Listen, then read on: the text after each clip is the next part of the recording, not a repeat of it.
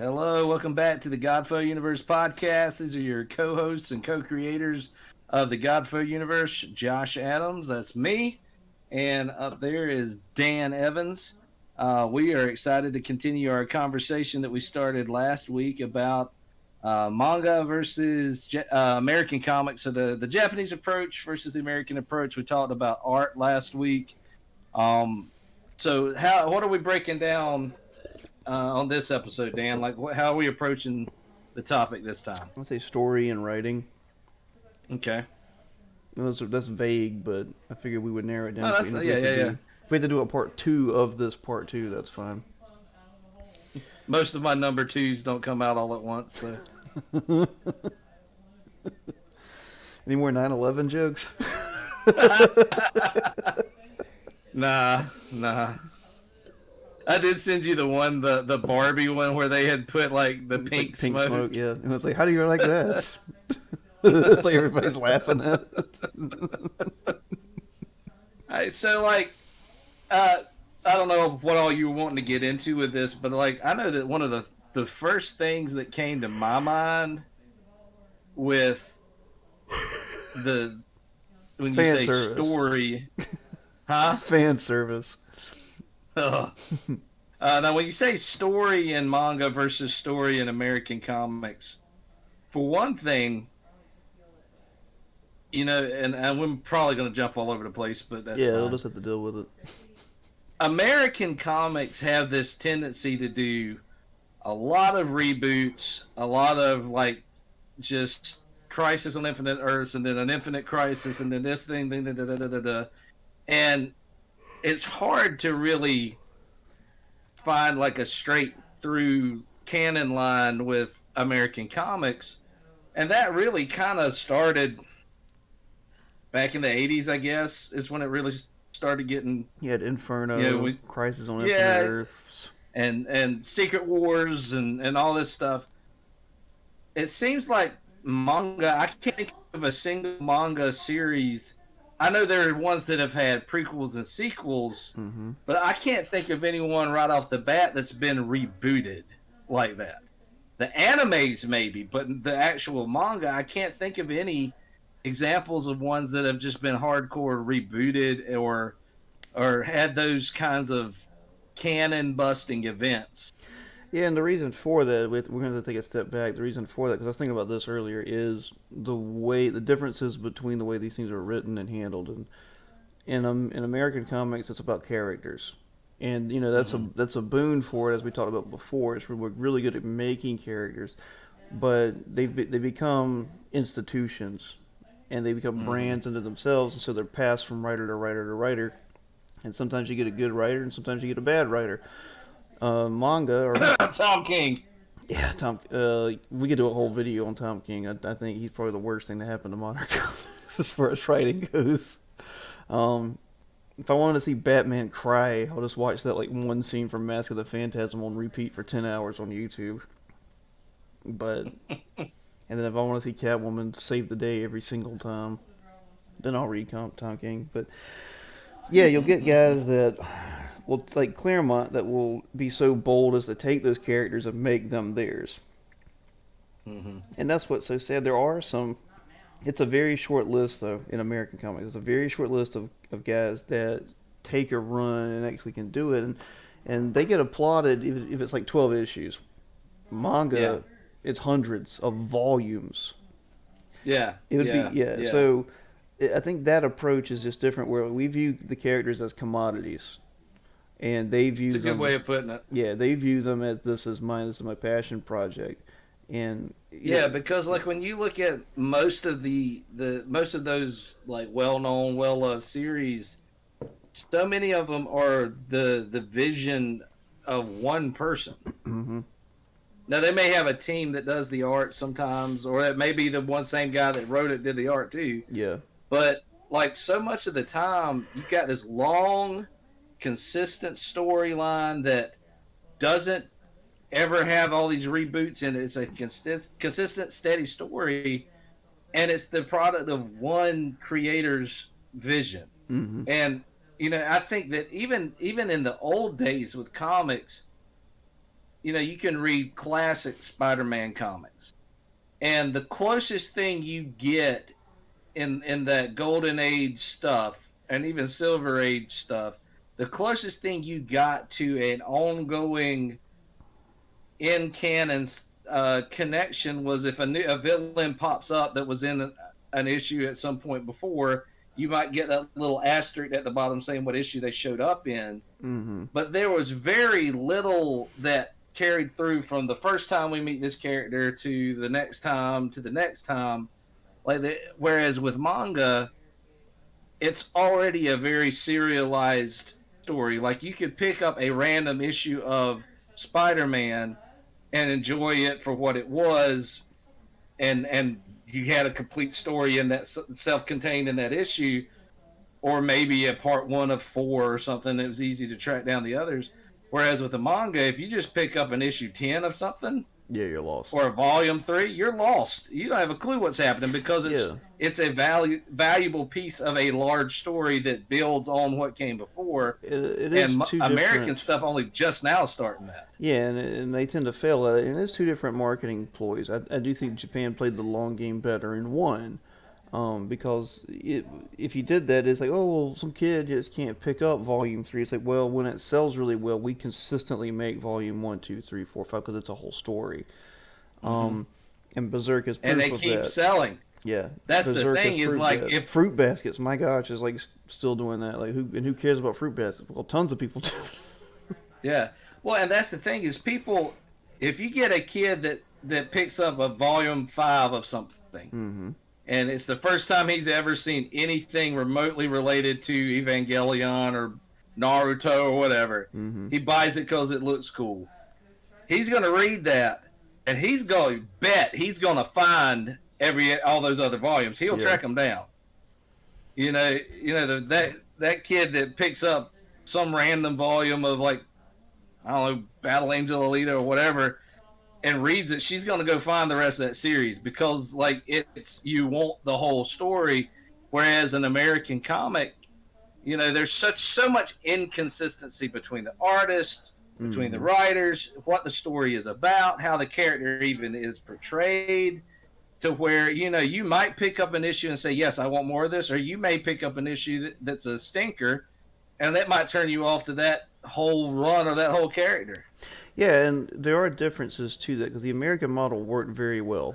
Oh yeah, And that's it's because when it wasn't mass-produced garbage. Yeah, but it only worked because, and I hate to say nostalgia, but it was kids that remembered it. They could buy it later because it kept kind of going. It limped along for a long time and then hit a stride.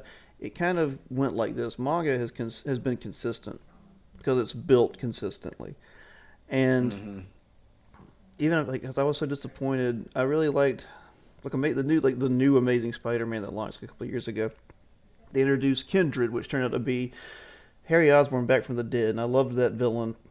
Whether it was Harry or wasn't, I loved that he could like summon like centipedes and stuff. He looked really cool. But I mean, that run was trash. That run was so bad, and people praise it. But then it's like, the whole time you're reading it doesn't matter. None of this matters. It's going to end and get rebooted again. Well, it's like I loved not the current run of Batman, but the one that was right before it, where they had a character called Failsafe. It was like a robot that Batman had created that if he ever like went over the edge, Failsafe would activate and come kill him. Yeah, it's a cool idea. And it was basically the Penguin had set it up where he was going to die, and he made it look like Batman had killed him, which activated Failsafe. It was a really good run. The art was phenomenal. That's a little too really smart of a plan for Penguin. Well, yeah. I'm not going to go there yet. But it was a good run, and then like abruptly it ends and the next team picks it up, and everything after that is garbage and doesn't pay off on anything that was set up well to begin with. And then I'm like, well, I haven't picked up a Batman issue in months. Yeah. Might even be a year that I haven't picked up a Batman issue because the new team sucked. Well, I picked up issue whatever 1526 whatever it is of Detective Comics, which was like Batman Nocturne, just because of the cover. And the cover art's gorgeous for all of those issues, but and they're what's inside is not as... Yeah, they're trying. And the art's not bad on the inside, but they're trying to do like an opera and compare it with like magic, and it's interesting, but I can already tell this is gonna fall flat on its face. So I'll get it for the art and the story, but I mean, they're kind of like cheeseburgers now, where it's like, Mm-hmm. yeah, I've got a 15-minute lunch break. This costs $8. I'll pick it up. Yeah. Except each issue is 5, so by the time you're in a basic story, you're like $30 in. Yeah, that's Anyway, why I wait for the trade if it's worth it. yeah, but what I was gonna go more with is starting from the way manga is made with a single creator usually. And I was talking with some people about some friends about this, especially the loss of spirituality in American comics and American shows. It kind of goes more like magic, more paganistic than it is established religion. Um, Mm-hmm. Manga, even from it, it, it explores a lot of philosophy in a lot of ways, and not in a pretentious way. It will take ideas, it will do themes properly, because like so many people get off on themes, like on movies. They're like, well, the themes were good. It's like, well, if they're not intentional and they're not well thought out, they're not really good. You just liked how it kind of related to some stupid thing you agree with. Manga usually has a great insight into human nature or the I'd divine, agree. and I'd agree. not only, and this is what people are trying to articulate with comics, all this kind of stuff. They'll be like, oh, comics are political now. What they're really trying to say, and so many of them don't know what they're saying, because the response is comics have always been political, and there's a whole stupid thing with that. And me and Steven got into it on here about stuff with. Long story short, go watch like art political, like our old video. We're finally at a space where I can revert back to it, and I'll link it in the description. But anyway, manga will take an idea, philosophy, religion, politics, and present it multiple different ways and explore it. And I forgot who Mm-hmm. said it. It may have been Jordan Peterson. I think maybe someone before him. But he was like, the difference between a good thinker, a good writer, and a bad thinker, a bad writer. Bad thinker, bad writer will just present a philosophy. Here it is. The other one, you see them explore it, and you see them turn it over and stab it from every side. Or to make it easier for writers, they show every side to it because they themselves are thinking it through and they're taking you on that journey. And that's what Berserk is: free will versus Mm-hmm. determinism. And that's what It's Evangelion also is. it's also The the reason why hedgehog's dilemma. um yeah, it's also the reason why with manga anime you tend to get much more dimensional villains. And it's not like the American way to try to make a dimensional, like multi-dimensional villain is to have them be somehow sympathetic to where you just feel bad for them, and that Yeah, they explains were why they they were do. traumatized or Oh something. yeah, but with the Japanese storytelling, it's that like that villain has a reason and a full-blown philosophy that they live by, and it does make sense whether you appreciate it or agree with it or not. It makes sense, and a lot of times they create villains that are really complex and become everybody's favorite character, and that way when they do have a villain that turns around and becomes a hero of some sort or has redemption, it actually feels earned. Whereas a lot of time, like you think about like Magneto, well, we got to brainwash him or have him be an amnesiac to be able to be a good guy. Yeah, because he's done so many I terrible just things, and his philosophy. it's so one dimensional. Well, it's not bad, but it was no, you weren't right. You started out murdering. You started out as a terrorist. And people are like, oh, it's past. Like, yeah, but he didn't take steps to that really. He always kind of jumped to violence, despite what the movies show. Well, Um, yeah, that's the thing is in the comics, the complexity of Magneto didn't come until much later. Like his original, much later. Yeah. yeah, originally he was just I'm superior because I'm a mutant and screw all these humans. Claremont is the one that brought in the Jewishness to it, because Hmm. he intent people always forget this, he intentionally introduced Kitty Pryde as Jewish to show the other side of the coin, and it was Magneto almost killing her that shook him to his core. It was, this person is Hmm. my blood in two ways. Mm-hmm. And this is how badly I failed my philosophy. Yeah, my ideology has to be wrong if it allows for this. Yeah, because not only am I killing Jewish blood, I'm also killing mutant blood, Mm-hmm. and that's the big difference. Is I think of something like Psychopaths, which I don't know if that was a manga. I think it was just an anime, but let's say same difference for this right now. The bad guy in that, I wouldn't, his methods weren't right. Of course, you don't kill people and all that stuff, but he literally was fighting a totalitarian system. And it turns out that, and that's the whole thing, is it turns out the good guys kind of are on the side of this god AI slash human hybrid that is trying to control all of society for the greater good. And that's the problem. Like, it would be cool to see villains that break the law or are outside of it, but do have a strict moral code and don't cross those things and instantly make them villains. That's really hard to do. You have to Mm-hmm. set them up against something so terrible. But I mean, that's kind of what Zorro was, and a lot of those kind of Mm-hmm. like the Shadow. I mean, the Shadow would murder people, but a lot of those old kind of pulp things were But kind they of had like it that. coming. Yeah, you could say that. But I mean, Batman doesn't do that, of course. I mean, that's what makes him a better hero than the Shadow in a lot of ways. But Robin Hood, Robin Hood wasn't seeking his own right or wrong of trying to correct the world. He was trying to do one good thing basically, and he respected King Richard. That was the whole thing. I think if you're gonna do a villain, if you want a good or antagonist, like a really good one, you should probably start with Robin Hood. Mm-hmm. Um, Yeah.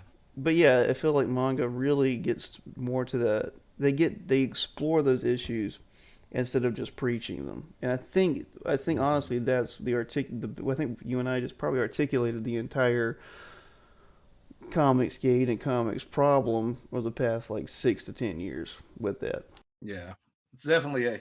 I mean, there's industry problems as well, but when it comes to storytelling, I think that's just a big piece. That's the brunt of a lot of the problem. And the thing is, you may have somebody come in and give a character that's an established character depth that we've never seen before, Miller did that with and Wolverine. yeah, and make it really interesting. But then, how long is it going to be before somebody ever else takes over and dulls that blade back down again? Hmm. And comics can be fun, Whereas, and that's fine, but and yeah, the current X Men run, like the blank of X or X of blank, where they've tried to do the whole thing with Moira McTaggart and just completely bastardized a character everybody loved and basically made her a supervillain. And she's more special than anybody else. She's accepted more everything, the typical crap. Like, who's buying the Hellfire Gala? Like what is this giving us? In fact, I'm trying to not go off, but like every villain is now like a Disney villain. They all talk like Ursula. Like they made Mister mm-hmm, Sinister basically Ursula. It's like what ideas are you exploring here? You're either trying to you're given to give a lecture on something, or you're trying and failing. You're not mm-hmm, exploring these ideas because you don't understand them enough to turn them inside out, turn them upside down, turn them backwards, look at them from every angle, and present it. yeah. Yeah. So I think that's why for me, like I look at a character like Griffith from from Berserk. Berserk, and he's one of the greatest villains ever written. And not just because, like, the reality is, like, you got villains that say, well, I'm not a villain, you just don't see things my way. That's not Griffith. Griffith knows he's a villain. He's willing to be, Mm-hmm. and he's willing to be selfish, and he knows exactly what his dream He's is. a great man of history and knows it. Yeah, and he doesn't care who he burns to the ground to achieve that. And what becomes his breaking point is that he actually finally meets somebody who challenges him and challenges that vision enough that, here's the one friendship in his life that threatens to throw that balance off, and nothing else has ever thrown him off balance before. Mm-hmm. But because he can't control this person, because this person can't be, you know, swallowed up by Griffith's will, it puts him into a tailspin, and then he starts making mistakes, and then but it comes back around to him, it's a journey towards sacrificing everybody. Mm-hmm. And it makes him so much more complex and more interesting to me than just the wicked person, twiddling their fingers in the darkness, or the person that's secretly been evil the whole time. Or it's Mm-hmm. just his journey as a villain is fascinating to me. He's my favorite, but I think he's the best written villain of all time. Well, and that's the problem. And no, we're kind of go off on a tangent, but I don't care. It's our podcast. Um, I don't mind villains being evil for evil's sake because there are megalomaniacs, there are psychopaths, there are people who will never feel empathy and they don't care. And it's not like they're saying, "Oh, I love being evil." It's just I'm gonna do whatever I want and I don't care. And I Mm-hmm. don't think there's anything wrong with that as a villain. Some wizard cackling in the darkness, that's fine. But when people, especially in America, they try to do like, oh, we need complex. Complex to them means, oh, this guy was kicked once when he was a kid. Okay, so what? You're still a bad guy. With something like Mm-hmm. Griffith and these kind of ideas, it's let's show that not only could he be emotionally sympathetic, but philosophically. And people Mm-hmm. tried to preach that with Killmonger. Oh, he makes sense. No, he doesn't. He's trying to declare war on the world just because he grew up in like Detroit or something. And like he was like set for life, and his name's Killmonger. Imagine this, guys. Replace it with Rape Monger. How do you feel now? Like,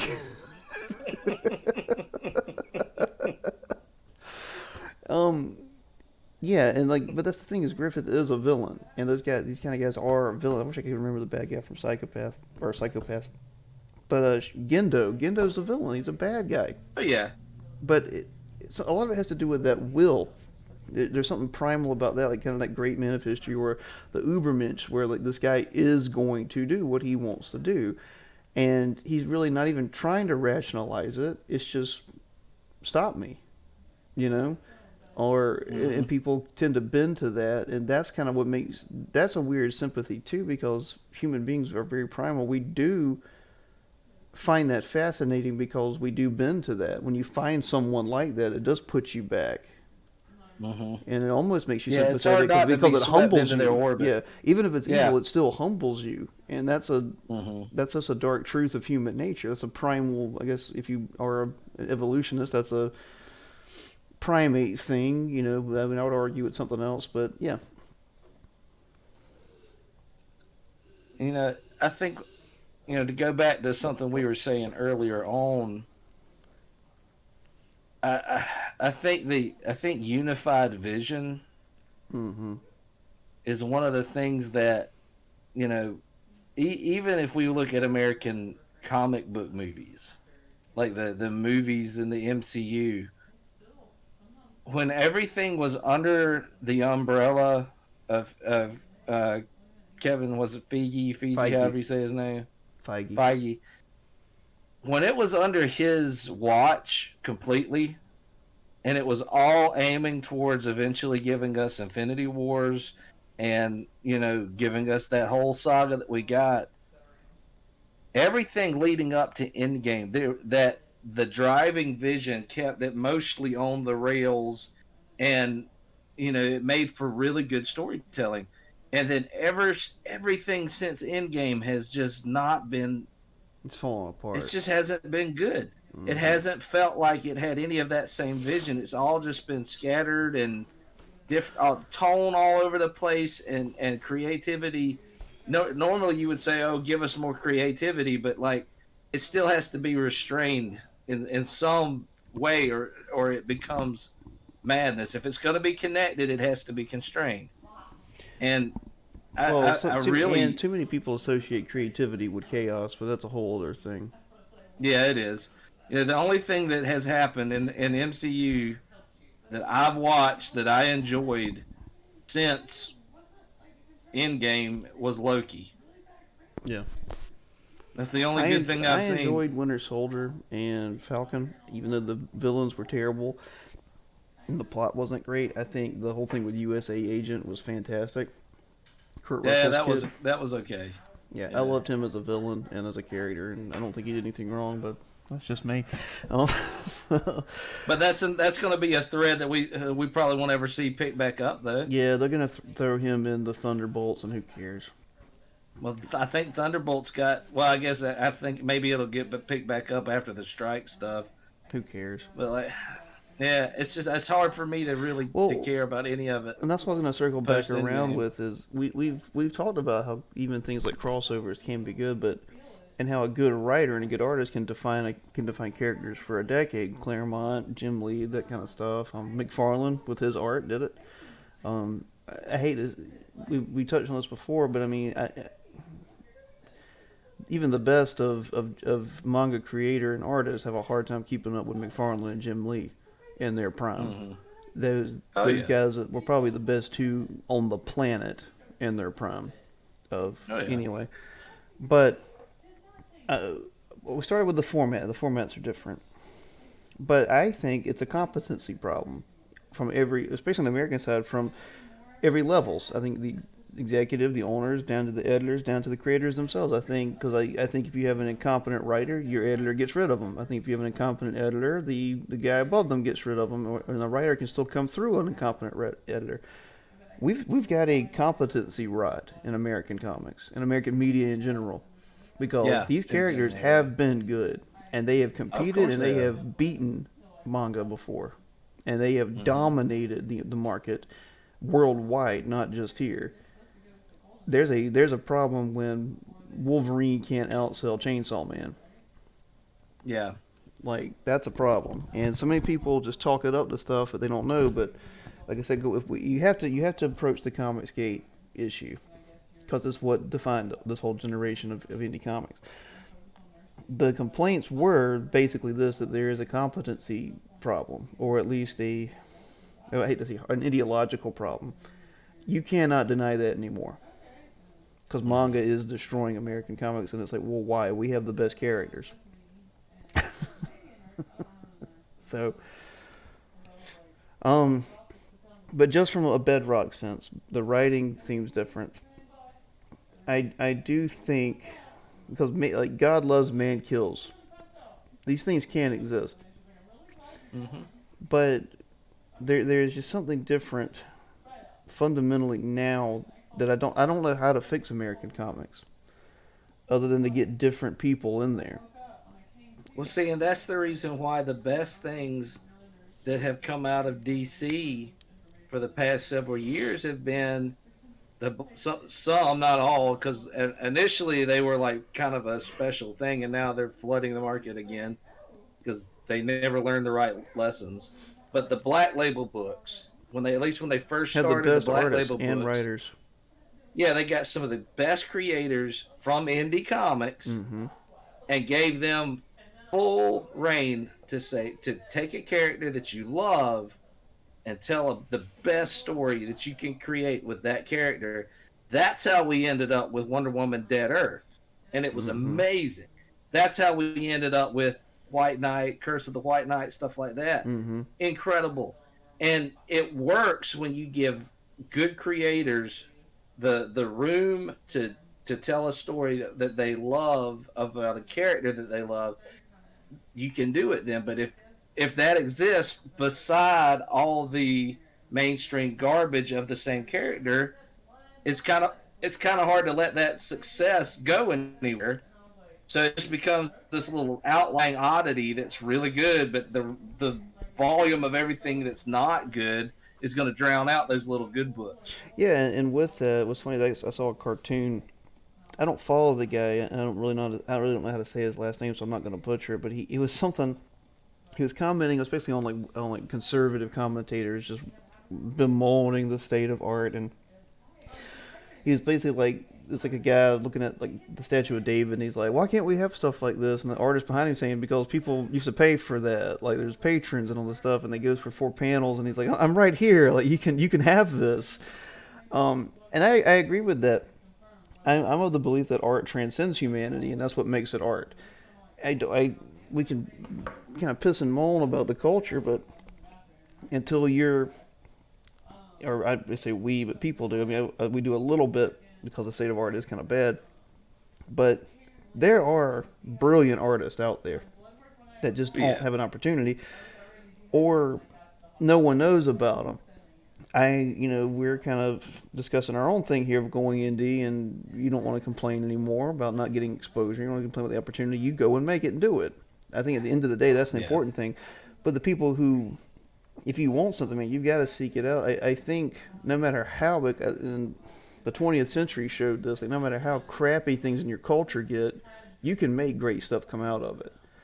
So, I don't know. This is a whole thing I'm trying not to get into, but there's some creators that are trying to lead the indie comic community right now because they already had a large fan base.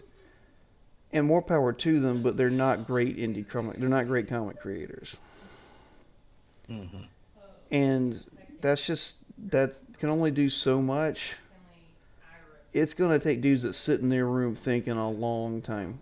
And the reason I know that is because that's what manga does. It's going to take Hmm. passion projects, not guys that just happen to have an audience that are creating things. Good for Yeah. them for opening the gates, but I don't. I wish I Yeah. knew who's the guy that made Berserk. Ado, I forgot his name. But uh, my, I can't I say can't his remember name. names very well, It but starts with anyway, a M. Matura, Materia, yeah, that Maturia, the something like that. the how many hours did that guy spend on that? It's insane. Insane. And people, I'm not trying to, but people bemoan, oh, it wasn't finished. It's like, man, that's kind of amazing. This man dedicated more to that than he did to his life. Yeah. He did. I don't know when it'll be done. It'll be done when I'm dead. Yeah. It's amazing. And I think that the algorithm for the formula for all of this, it's passion plus time plus support. Mm-hmm. And that's the thing is, if you've got if you've got inspiration, like you've got a story and you really genuinely care about it, do whatever it takes to make it happen. Like the passion, the cream rises to the top. Like if it's good, if it's as good as you feel like it is and you pour yourself into it, that's a part of it. But you still have to have the time. It's not going to take off right away. It's not going to that's a fairy tale. You need passion plus time, and then you've got to have people out there that are willing to support it. Mm-hmm. And that's not an easy that's not an easy unicorn to catch. It's not. And the problem I have, because you're not going to find it in American comics, you might find it in manga. So, like I said, I prefer anime over manga, if I'm being perfectly clear. And I think manga is a great blueprint for anime, if I just had to Hmm. put it as bluntly as possible. I'm really disappointed in indie comics, except for maybe one or two titles, which I'm not even really a huge fan of, but I admire like how they do things. Hmm. Indie comics are not really great. Like from all the way up from Image all the way down. There hasn't been like a big, awesome creative thing to happen yet. There's been little pieces, Hmm. but there has been nothing comparable to like Miller or Moore or anything like that. Well, I mean, for every Tokyo Ghost Mm-hmm. and every Walking Dead or Once and Future, for every good indie that comes out from for every Hellboy and Mm-hmm. that comes out and is good, you've got 50 that are not. Yeah, and that's just true about manga too, and anime. But Yeah, people don't talk about it. There just happens it's to be a true. higher percentage of good manga to bad manga than Hmm. good comics to bad comics. Hmm. But I mean, there's shelves of manga that's crap, Fair enough. especially anime. Fair enough. There's so much bad anime out there. But I don't know. I don't want to turn this into a therapy session. But going back to, let's keep on track. I think American comics may have just painted itself into a corner, which is unfortunate because Sandman kind of proved even as late as recent as the '90s, you don't have to do that anymore. And Walking Dead, I'm not a huge fan of it. I'm not really impressed by it, but at least it did something that was super character focused, in world, in an interesting world that made sense. I I think manga just they I think they just start from a better foundation of I'm going to tell a story. I don't care how many issues it is. I'm not thinking in issues. And that's another thing. They don't Hmm. write issues. They think in volumes. Yeah, they release by chapters. Yeah. That's the thing, and I see people complain about that still, like decompressed storytelling, which I don't like decompressed storytelling either if it's going somewhere. But people, some of the older guys are like, oh, it needs to be an issue. It needs to be like problem, reaction, solution, 24 pages. No, it doesn't. Like, It that's, can be, but it yeah, doesn't have to no, it be. doesn't have to be at all. That's, Yeah. that's an old, yeah, we're still selling it in pharmacies for 5 cents. Yeah. Um, I don't know. I also think, to me, and maybe I'm wrong, I think manga still has a respect for philosophy, religion, and ideas more so than comics do. A lot of comics And now feel like they're ripping off manga. yeah.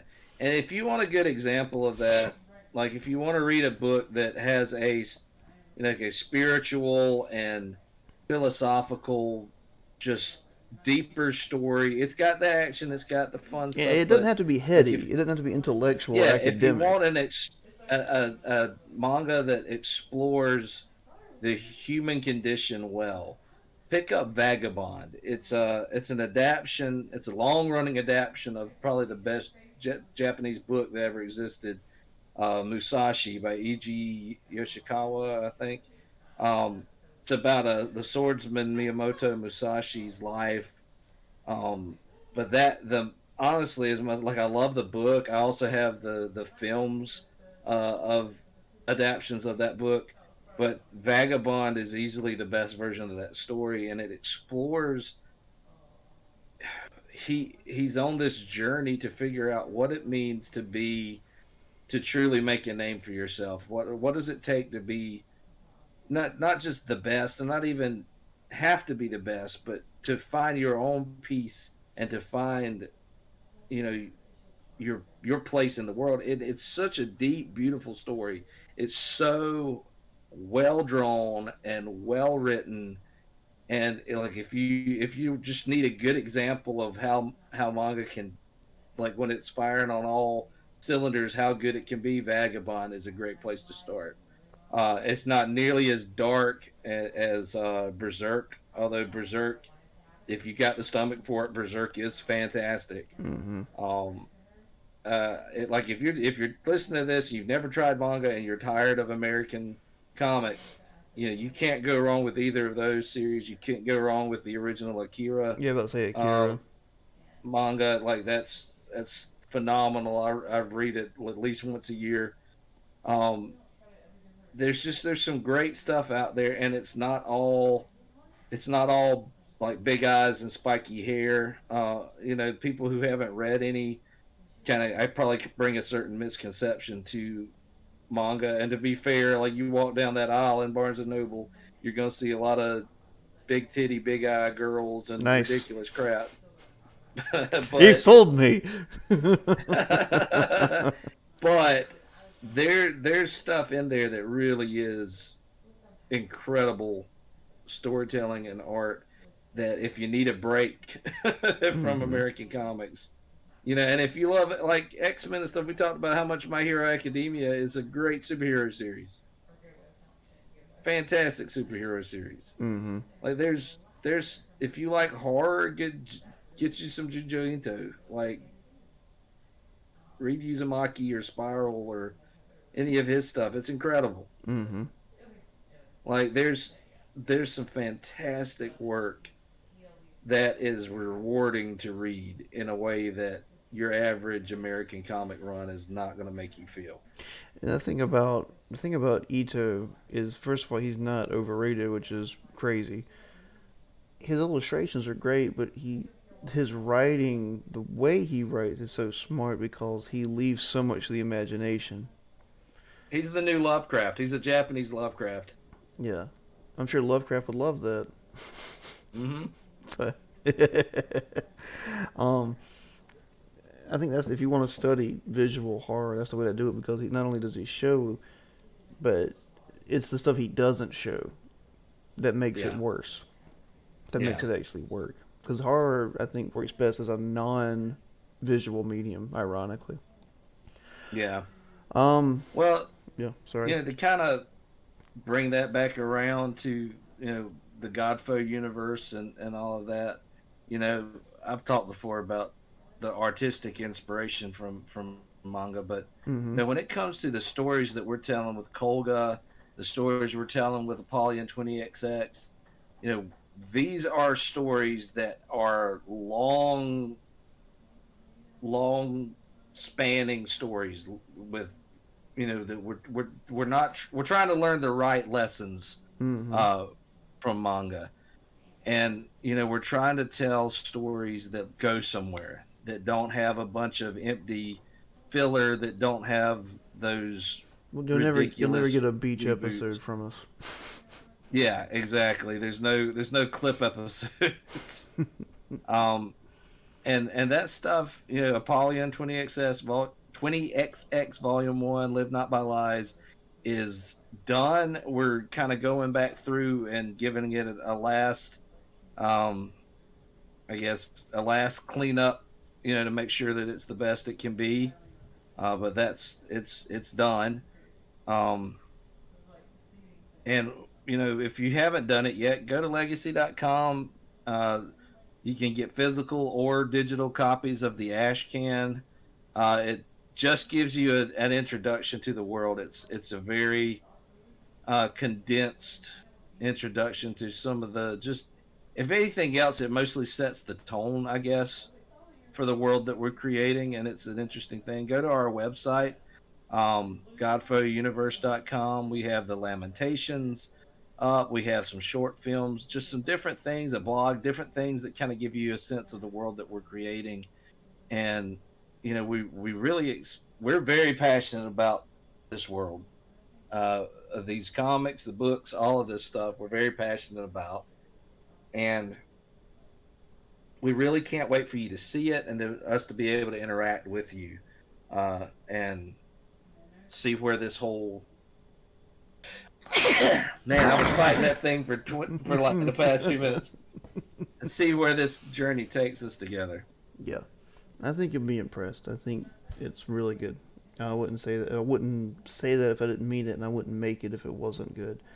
And we want to challenge people. Like we want to open up an entire world of thoughts, opinions, and beliefs, and basically have you push back against them, and we'll push back against you.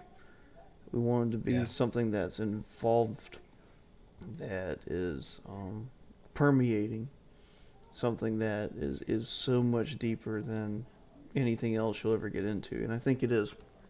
I think we've pulled it off. But we can cut it there. If we need to do a part two of this, I'm fine with that. Um, but let us know in the comments what you would like, and I'll let Josh do the outro.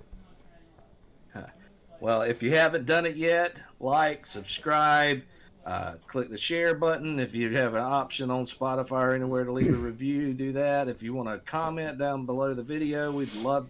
If you comment, we'll talk back to you. Mm-hmm. 100%. We will. We love engaging with all of you.